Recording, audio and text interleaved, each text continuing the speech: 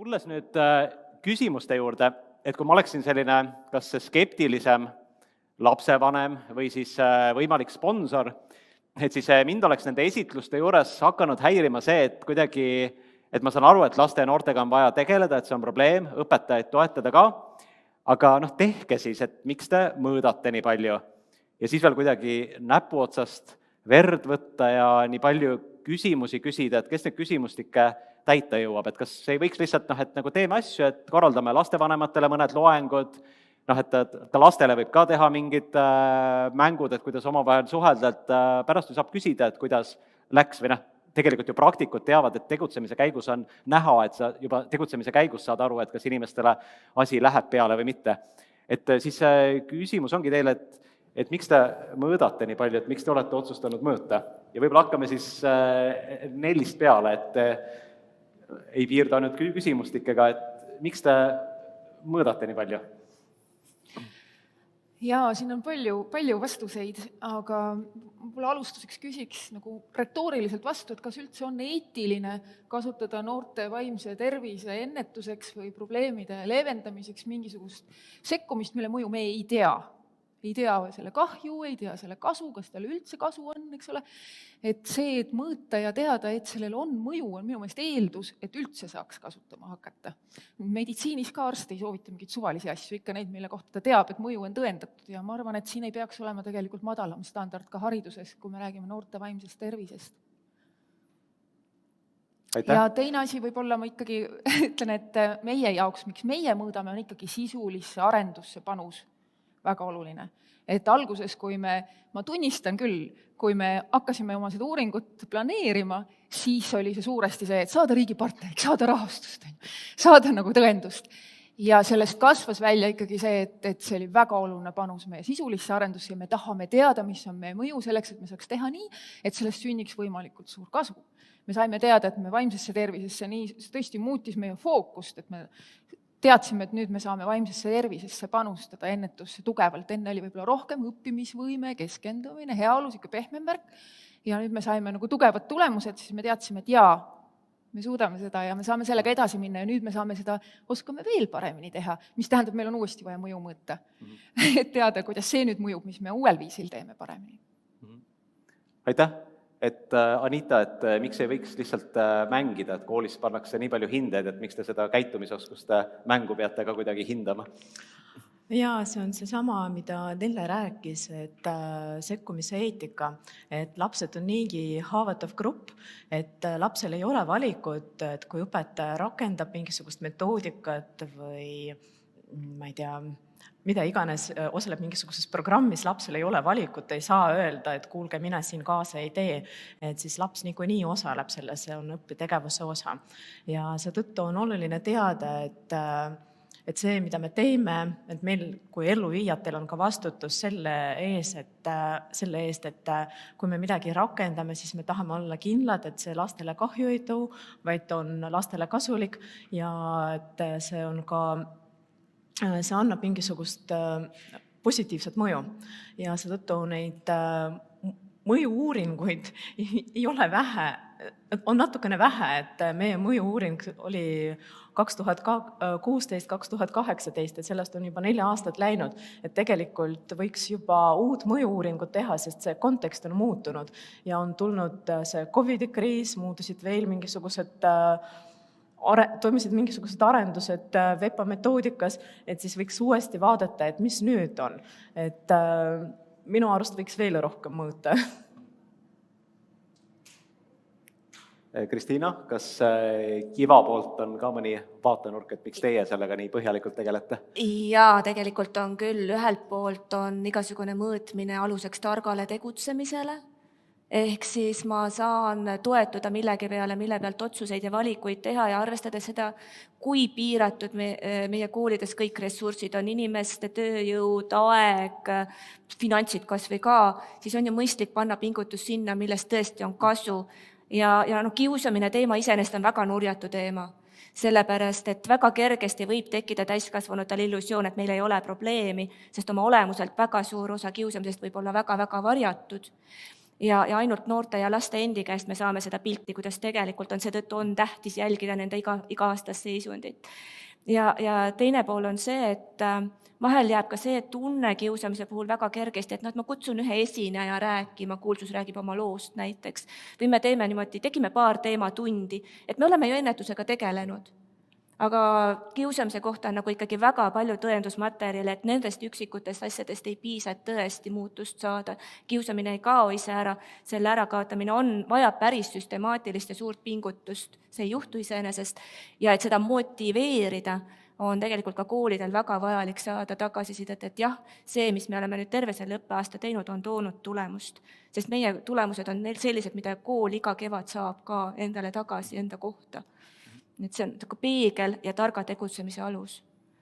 Jäin mõtlema sellele targale tegutsemisele, et kui me ei tegutse targalt, et siis me võime lastele, noortele halba teha või vähemalt raiskame ressursse, et kuivõrd kellelgi teist on veel niimoodi hoobilt mõni näide, et kui me laste ja noortega näiteks koolides tegutseme, et mis on mingid asjad, mida ei ole mõtet teha, kui meie eesmärk on luua suurt muutust või ei ole mõtet teatud viisil teha? Mina ütleks, et loengu pidamine, moraalitsemine lastele on suhteliselt mõttetu tegevus ja just ka vaikuseminutist rääkides ikkagi praktiline harjumuste kujundamine, et see vaimse tervise hügieen ja tõesti hambapesu on oivaline metafoor siin, et pidevalt hoolitseda oma vaimse tervise eest ja see, kui keegi lihtsalt tuleb ja räägib, see inspireerib korraks ja tore võib olla paar tundi ja paar päeva on meeles, aga ütleks, et see on üsnagi mõttetu.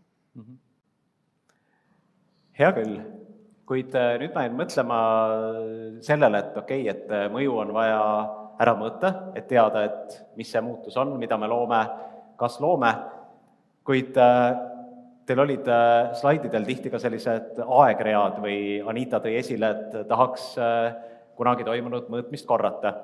Et jälle kuidagi tekib see ressursikasutuse teema, et võiks ju nii teha, et mõõdate korra ära, saate teada, kas on mõju või ei ole, kui on, jätkate. Et miks te seda nii palju ja järjepidevalt peate tegema? No nii nagu ka Anita tegelikult ennem ütles, et kontekst muutub, väljakutsed muutuvad ja meie oma kiusamisvaba kooli uuringutest näeme väga selgelt, mis juhtus näiteks COVID-i aastatega koolis laste ja kiusamise teemadel. Et kui meil seda järjepidevust ei oleks olnud, me ei oleks seda pilti saanud ja see on pilt, mis tegelikult mõjutab uuringuid üle maailma praegu. Ehk siis on riike, kes alustasid näiteks kiusamise ennetuse mõju uuringuga COVID-i laines ja fakt on see, et nad ei saa sealt seda lähtepunkti, mille pealt nad saavad võib-olla seda mõju näidata sellisel kujul. Nii et see järjepidevus konteksti tajuks ja samamoodi, ma ei väsi kordamast, et koolidele on see oluline iga aasta oma tegevust hinnata. Seda kasutatakse sisehindamise osana oma arengu planeerimisel, nii et Ütleksin ka, lisaksin sellele, et näiteks meil jäi see hindamine või selline monitooring vahele nende COVID-i aastate tõttu, et me ei saanud enam neid tulemusi võrrelda ega nagu ei jõudnud õpetajateni enam õppeaasta lõpus. Aga see on kohe, mul kui projektijuhil tekib tunne, et mille põhjal ma annan koolidele tagasisidet või mille põhjal mina nagu väidan, et jah, me oleme tõhusad, me oleme tõenduspõhised, et see on minu kui elluviija vastutus ka selle lõppkliendi, toon selle kliendi mõiste sisse, lõppkliendi eest, et meie pakume sellist kvaliteetset teenust, et see on oluline. Ja võib-olla see teine, et need programmid ei ole ka, need metoodikad ei ole niimoodi kivi raiutud, et need arenevad, tekivad mingisugused uued sihtgrupid, uued võimalused ja tahaks küll teada, et kuidas need uued võimalused mõjutasid neid kliente, et kas need tõhustasid meie tegevust või vastupidi, kuidas nendel klientidel tegelikult läheb ja need uued võimalused aina avanevad, et kui sa hakkad midagi ellu viima ja siis tahaks teada, et kuidas sul tegelikult läheb. See annab sellist kuidagi soovi edasi uurida ja edasi mõõta. Jäin mõtlema klientidele, et väga paljud sellised äriettevõtted, kes pakuvad näiteks teenust või siis teenust ja toodet kombineerituna nagu hamburgeri ja restoranid, et nendel on paigas standardid, et ükskõik kuhu siis hamburgeri huviline klient läheb, et ta saab täpselt samasuguse plastmassist hamburgeri. Ja teie puhul ma jäin mõtlema, et teil on ju inimesed, kes töötavad laste ja noortega. et üks on võib-olla 60-aastane proua, teine on 30-aastane härra, nii edasi. Ja samas te räägite ühtsest metoodikast, et mis on teie valdkonnas mõned sellised nipid, mis aitavad teil tagada seda, et tegelikult siis nendes erinevates koolides, erinevates klassides on mõtet samu asju mõõta, kuigi seal on väga erinevad inimesed ju. Et mis need mõned nipid võivad olla? No nipp number 1 on metoodika ise. Kui see metoodika on hästi kergesti hoomatav ja kasutatav ja selle rakendamine on võimalikult mugavaks ja lihtsaks tehtud, et siis ta nagu elab tõenäolisemalt. Teine asi on õpetaja ettevalmistuskoolitus, et näiteks kui originaalis Soomes on niimoodi, et õpetaja saab õpetaja raamatu ja läheb sellega ennetustööd tegema, on piisav. Meil ei ole, ehk siis meil on vaja õpetajate ettevalmistusse oluliselt rohkem panustada. Ja kindlasti, mis veel on tõenduspõhiste programmide puhul sageli jälgitakse ka rakendustruudust. Ehk siis sul on need materjalid ja soovitused ette antud, et kuidas see päriselt ellu jõuab, et selle kohta ka meie kogume tagasisidet ja näiteks on olemas kvaliteedimärgiste süsteem, et suunata ja nüüd müksida õpetajaid sinna suunda, et võimalikult palju seda tööriistakasti ära kasutada. Reaalsus on see, et me teeme seal kohandusi ja õpetajad vaatavad, et mida ja kuidas parasjagu õnnestub, et see ideaalne rakendamine ei ole lihtne, aga sinna suunda me vähemalt püüdleme ja püüame igati siis toetada kooliperesid selles osas. Ja sinna kõrvale ma tooksin, et lõpuni standardiseeritav mingis mõttes ju ei olegi, et see inimfaktor on seal ikkagi päris tugev, kas või see, mida üldse laps või õpilane kaasa võtab, sõltub juba tema suhtest õpetajaga.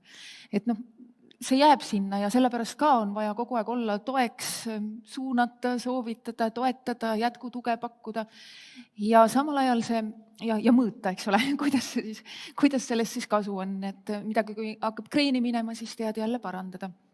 Ja samas see sisuline mõõtmine seal kõrval, ma ütleks, see on ka nagu osa sekkumisest, et see tegelikult ju mõjutab neid inimesi, see on see, mida seal asutuses siis jälgitakse, oluliseks peetakse ja näiteks praktilise näitena, et meie kui õpetajate mõju mõõdame, siis õpetajad vastavad küsimustikele, sellised erinevad aspektid seal, enesetõhusus ja heaolu ja siis nad saavad ka kohest tagasisidet nende küsimustike pealt, nad saavad tegelikult, nende eneseteadlikkus kasvab, nad tegelevad eneseanalüüsiga ja saavad tagasisidet ja see on ju osa sellest mõjust ka. Ja võib-olla VEPA puhul on üks oluline võimalus või hea võimalus, kuidas me jälgime seda kvaliteeti või rakendamistäpsust, et kuidas seda nimetatakse veel, on meie mentorid, kes käivad õpetajate tundides, reaalselt teevad tunnivaatlusi, mis ei ole üldse tavaline Eesti haridussüsteemis, et õpetaja on ikka hästi autonoomne ja tema tundi eriti keegi ei pääse, aga meie mentorite ülesandeks on käia tundides ja toetada õpetajat selle metoodika rakendamisel ja samal ajal nemad mõõdavad, või kuidagi panevad enda jaoks kirja, et mida õpetaja kasutab või mitte ja saavad siis korrigeerida kohe. Et isegi kui õpetaja ei võta kasutusele tervet metoodika, et need asjad, mis ta teeb, ta juba teeb kvaliteetselt ja siis teeb niimoodi, et see on nii temale kui ka lastele kasulik.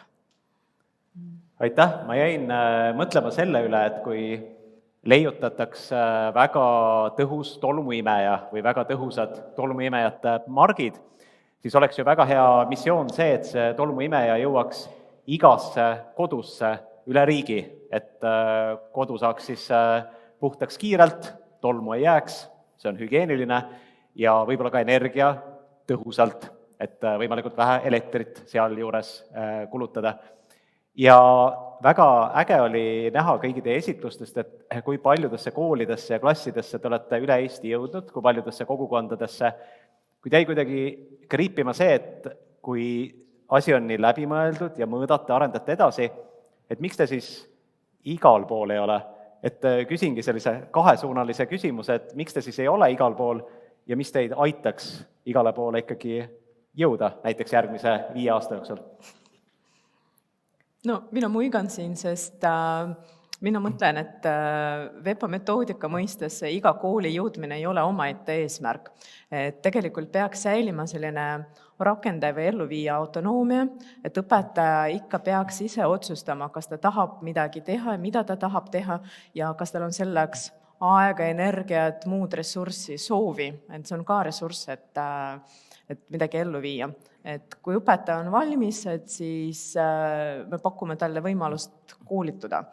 Ja samas, mis on see nagu mõju, et kas me tõesti peame igas Eesti koolis olema? Kas see on see, mida me tahame või me tahame nagu sihtida võib-olla mingisuguseid uusi sihtgruppe? Võib-olla mõju on see, et kui me suudame säilitada sellist pikaaegset ja jätkusuutlikku koostööd ühe kooliga mitme aasta vältel, võib-olla mõju, isegi tugevam mõju on see, kui me koolitame õpetaja välja ja siis 5 aasta pärast tuleme tema tundi ja näeme sama kvaliteeti. Et mina küsiks, et mis on see eesmärk, et miks nagu laieneda. Et minu jaoks ei ole eesmärk omaette. Väga nõus, et see koolide ja õpetajate motivatsioon on ka siin oluline faktor, et tasub minna ikkagi nendesse koolidesse, kus on see tõsiselt soov tegeleda selle teemaga. Ja teisest küljest ikkagi ka väga selgelt leian, et kui see motivatsioon on olemas, siis see ei peaks jääma rahastuse taha. Ja samamoodi ka nende organisatsioonide, neid on ju veel peale meie, nagu või suur osa ressursist ei peaks minema sellele, et kust nüüd leida nendele asutustele rahastust või keda ukse taha jätta, kus on ka tegelikult see soov olemas. Et ma arvan, et riigi seisukohast või üldse vaimse tervise probleemistiku seisukohast oleks ikkagi ülioluline see, et kui see motivatsioon on olemas, siis on ka rahastus olemas, sest see on niivõrd kulutõhus ju riigile tegeleda ennetusega, tegeleda sellega, et neid probleeme ei tekiks, mitte neid tagantjärele lahendada. See on elementaarne tegelikult, et need programmid saaks laieneda vastavalt sellele, kui palju on motivatsiooni ja kui palju on võimekust selles organisatsioonis seda tõenduspõhist lahendust pakkuda. Jaa, et hästi resoneerun nende mõlema teemaga, et ühelt poolt Kivasse on teretulnud kõik Eesti koolid, kes seda tahavad. Me võtame iga aasta uusi koole juurde, meil on 10-20 kooli iga aasta juurde tulnud. Reaalse liitumissammu põhimotivatsioon tuleb koolipere seest, kuidas väärtustatakse sellist süsteemset kiusuennetust, sest Kiva ei ole lihtne amps. See on päris suur muutus koolis, koolikultuurile, praktikatele ja selleks peab olema valmis, et see tööle hakkaks. Aga nagu me teame kevadisest Praxise uuringust, siis väga suur osa Eesti õpetajaid tajuvad kiusuennetust lisakoormusena, lisatööna, mitte haridushügieeni loomuliku osana, mis on jällegi nagu väljakutse meile ja see toob siia sellele riiklikule tasandile. Et mida me veel teame, on see, et nendes riikides, kus on kiusamise vähendamisega hästi, ja pikad traditsioonid ja tõesti on lastel kiusamisega kokkupuutumist vähem. Neil on riiklikud strateegiad spetsiifiliselt ka kiusamise vähendamiseks. Ja me ootame väga, et meie riik ka sinnamaani jõuaks, et oleks väga selged sõnumid, väga selged ootused. Meie koolid on autonoomsed, koolijuhid, õpetajad on väga autonoomsed, see on väärtus omaette. Aga meil on vaja jõuda ka sinnamaani, et meil on plaan, kuidas hoida oma laste vaimse tervist kasvõi läbi kiusuennetuse. Ja see, et seda seost ei nähta, nagu sealt Praxise uuringust välja tuli, et need on mingi lisakoormus, lisategevused või sellised toredad asjad, aga ei nähta seost sellega, et see tõesti vähendabki probleeme. Võt see on minu meelest ka riigi teema, kus peaks riik tugevamalt sisse tulema ja seda seost looma. Teise sellise metafoorina on vaimse tervise turvavöö. Kasutame vahel, et kui turvavöö kasutamist autodes kunagi ei olnud see väga tavaline, päris sageli ei pandud kinni ja siis riik asus sinna ikkagi korralikult sekkuma. Alguses jõuga, peab on ju, politseid kardeti, aga siis ka ikkagi väga tugeva sellise sisulise veenmise ja jõuga ja andmestikuga sellest, et see tõesti aitab nende samade probleemid, mille te pärast muidu hädas olete, millele kulub meeletult raha ja jõudu ja inimeste jaksu ja tervist. Et tegelikult see on see, mis hoiab neid ära, et seda sõnumit ja võib-olla ka ennetust ikkagi nagu tugevamalt, jõulisemalt nagu nõuda ja muidugi rahastada siis ka, pakkuda seda võimalust. Sest kui me oleme hädas, siis on ennetusele väga keeruline mõelda, et meil on niigi raske toime tulla ja piiratud ressursid, et oot, mis mõttes, mul on tulekahju, mida ma siin ennetan. Aga võt ongi ka kiusamisjuhtumite tõhus lahendamine hakkab ammu enne seda pihta, kui on juhtum, ehk siis meil on vaja üleüldse luua see pinnas, mille pealt lahendama hakata ja see on ennetustöö ja süsteemne teadlik järjepidev tegutsemine. Ja, aga see probleemipõhisus kajastub praegu ka igasugustes rahastusvoorudes, alaeesmärkides ja nii, et ütleme üldeesmärgid, riiklikud sihiseaded, seal on ennetus väga oluline. Kõik saavad aru, kulu, tõhus, tasub teha, aga vaatad siis rakenduskava või taotlusvooru, alaeesmärk, hästi ainult probleemid. Seal kaob ennetus täiesti ära, rahastust ennetusel ei ole. Et näiteks konkreetse näitena kohalikel omavalitsustel minu meelest peaks olema vaimse tervise ennetusele ka toetusmeede. Praegu nad saavad psühholoogi palgata, ka vajalik, aga me ei saa kõiki inimesi psühholoogi saata. Parem oleks, kui nad oskaks ennast ise aidata. Võib-olla siin VEPA kogemuse toon ka sisse, et kus Harjumaa kohalikud omavalitsused ja siis Tallinna Haridusamet, meil on üsna pikaaegne koostöö juba olnud ja meie programmi kõige kallim osa on mentorite rahastamine ja mul on nii hea meel selle üle, et me leidsime kõigepealt selle koolimentorluse, et kus see mentorlus kulub näiteks õpetaja töökoormuse sisse ja aitab sellega nagu kompenseerida seda kulu või töötasu ja siis teine võimalus on see, et kohalikud omavalitsused või koolipidajad üldse näevad, et see ennetustegevus, noorte riskikäitumine peaks algama juba varakult ja siis nemad juba praegu nagu finantseerivad meie mentoreid selleks, et õpetajad saaksid tuge, õpiksid tõhusat metoodikat rakendama ja juba sellega nagu arendaksid laste eneseregulatsiooni oskust. Et siinkohal nagu mulle tundub, et kui koolipidajatele selgitada, et millised võimalused on ja kuidas kiusamise vähendamise programm või vaikuseminutite programm või VEPA aitavad nagu ennetada neid kulusid tulevikus, et võib-olla see on üks nagu selline võimalus. Aga selleks on vaja andmeid ja sellekski ongi vaja mõju mõõta ja rääkida, et mitte nagu niimoodi et sul oleks mingi andmebaas, mille põhjal sa väidad, et see toimib. Jah, sest tegelikult see töö, mida me praegu koolis teeme, selle reaalselt väga suurt mõju me näeme alles võib-olla 10 või 20 aasta pärast, siis kui need inimesed on täiskasvanud, ise lapsevanemad, tööinimesed, maksumaksjad. Kiva puhul on näidatud, et 1 euro, Hollandis näiteks tehti uuring, 1 euro, mida investeeritakse Kiva programmi, toob hilisemas täisealiseks saanud inimese palgatulus 4 eurot tagasi kas või. Et sellised mudelid ja arvutused on täitsa olemas. Ja vaimse tervise ennetuse vallas ma tahaks korraks võtta ka pilgu haridusest väljapoole, et minu meelest oleks väga tõhus, kui oleks esmatasandi tervishoius võimalik suunata inimesi ennetavasse oskuste õppesse. See on nüüd sõnum Tervisekassale.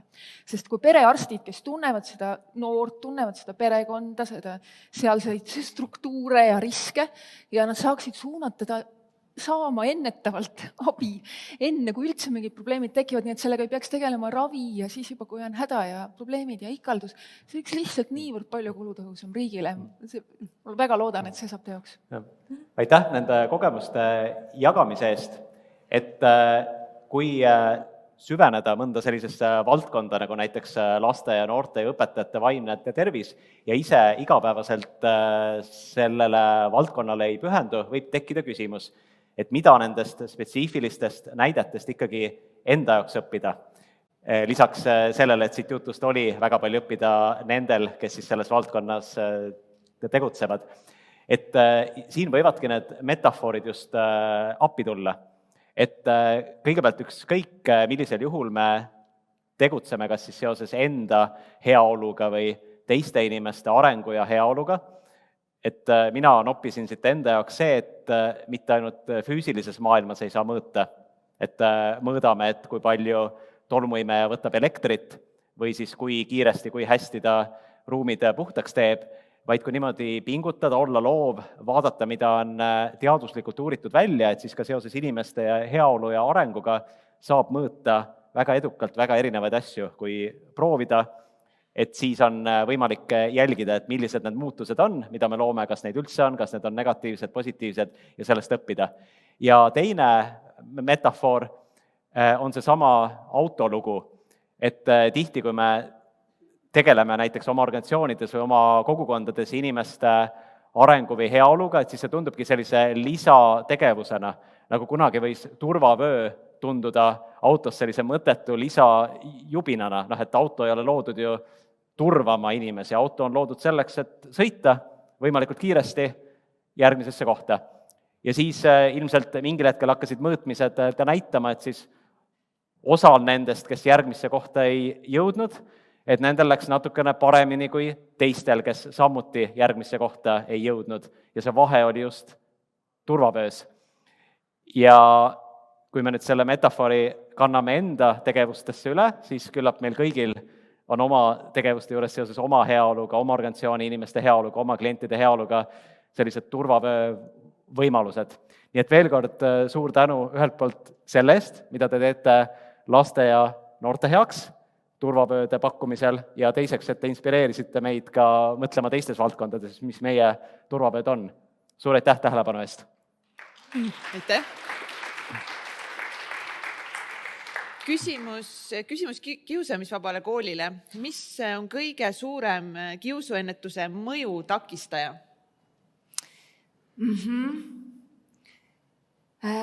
Põhimõtteliselt, kui nüüd mõelda KIVA programmi mõju peale, siis hästi palju sellest mõjust on kinni reaalselt selles, kuidas need nii-öelda programmi lõppkasutajad seda ellu viivad, ehk siis kas või näiteks ennetustunnid, et mismoodi, millise entusiasmiga või järjepidevusega nad lasteni jõuavad, et kuidas see kogemuse saamine ja oskuste õppimine toimub, et see on võib-olla kõige kriitilisema tähtsusega. Ma ütleks hästi lühidalt niimoodi, aga see on jällegi see, et õpetaja on inimene, tuleb oma taustast, oma kogemusest.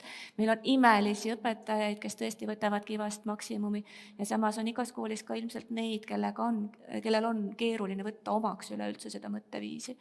Nii et väljakutseid on, aga rõõmu on ka väga palju. Siin on üks küsimus veel, võib-olla juba vastasite ka sellele, et miks KIVA ei ole kohustuslik igas koolis? Et sellise sekkumisprogrammi kohustuslikuks tegemiseks on ikkagi päris suurt ja põhjalikku otsust, strateegilist otsust. Ja idee poolest need oskused, mida lapsed näiteks õpivad või need praktikad, mida KIVA tiim kasutab juhtumite lahendamiseks, need võiksid ja peaksid olema igas koolis. Aga kuidas sinnamaani jõuda, sammhaavalt, me oleme seda teed juba peaaegu 10 aastat astunud, astume edasi. Kui paljud koolid on loobunud KIVA kasutamisest? Neid koole ikkagi on, kui ma mõtlen meie päris esimese lennu peale, need 20 kooli, kes 2013 alustasid, siis nendest 60% jätkavad praegu ka. Aga samas meil on praktiliselt iga aasta 2 või 3 loobujat, et neid ikkagi on ja üks selline suurem riskitegur loobumiseks on ikkagi see, kui on tegemist väga pisikese kooliga, kus näiteks ei leidu enam inimesi, kes oleks piisavalt püsivalt koolis kohal, õpetajaid, kes võiksid moodustada selle tuumiktiimi, kes tööd koordineerivad ja juhtumeid lahendavad, et siis tekib sellest kriis. Aga on ka selliseid koole, kus ongi jõudnud tõdemuseni, et meie koolikultuuriga lihtsalt see lõpuni ei sobigi. Vastupanu jääb liiga suureks ja siis on keeruline seda kvaliteetselt teha ja siis on tehtud see otsus loobuda. Okei, aga suur aitäh teile jagamast neid väga, väga häid mõtteid ja aplaus! Aitäh!